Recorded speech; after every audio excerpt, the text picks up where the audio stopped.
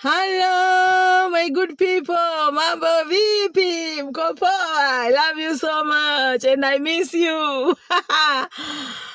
Nawapenda sana jamani, ni muda mrefu hatujaongea kuhusiana na ufugaji.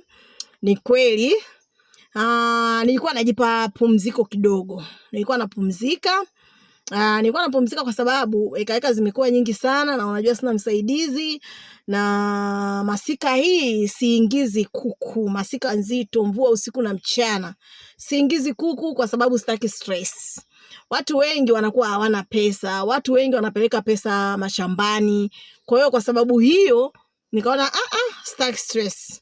Nikaamua kuweka manyanga yote chini. Haina maana hatuwezi kuendelea kujifunza, haina maana hatuwezi kuendelea kufuga. Tunaendelea kufuga na kuku tunakula. Sawa.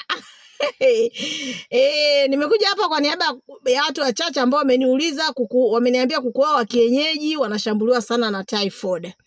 Na hawajui dawa gani watumie. Typhoid, unamuona kuku wako anakosa hamu ya kula, anakosa nguvu, anakuwa mnyonge, lakini pia anaharisha nyeupe. Anaharisha white kabisa, ni kuharisha afu kule nyuma kuna loa kabisa. Sasa kuku akishafikia hiyo hatua, akipandwa na jogoo naye atakuwa hivyo. Yaani wanaambukizana kwa kasi sana ugonjwa wa typhoid.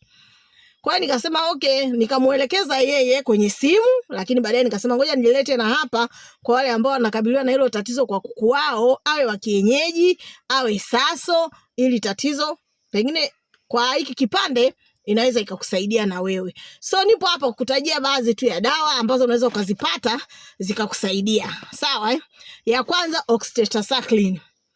Uende dukani ukanunue oxytetracycline uwapatie kuku. Tunaendelea kama ambavyo nilikuwa nasema, unapoona kuku wako anakabiliwa na typhoid na ana dalili kama hizo ambazo nimezisema, basi wewe unaweza ukanunua hiyo tetracycline. Ukikosa unanunua sulfadimine, ukikosa unanunua amoxicillin, ukikosa unanunua aerofloxacillin. Zote hizo zinaweza kukusaidia vizuri kabisa katika kutibu hilo tatizo.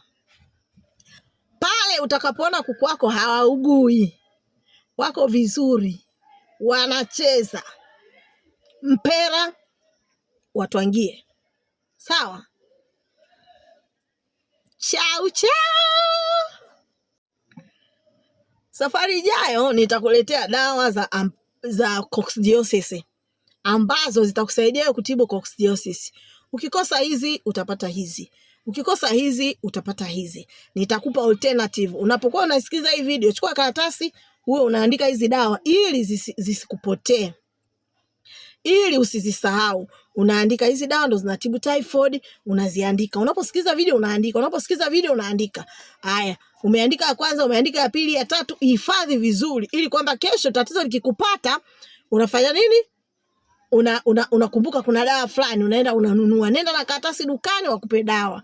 Lakini pia nitakapokuja na hizo dawa za coccidiosis, usisahau amprolium na usisahau dalili za ugonjwa wa coccidiosis kwa kuku wako.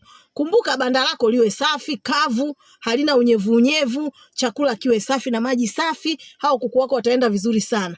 Ukiona kuku wako anaharisha rangi ya brown, hujakaa sawa, anaenda kwenye damu, basi ujue hiyo ni coccidiosis imetia timu kwenye banda lako. Na lazima upambane. Pale unapoona kuku wako wana afya nzuri, hawaugui nini, ndio changamka na majani. Majani yatakusaidia kusogeza siku wasiugue. Love you.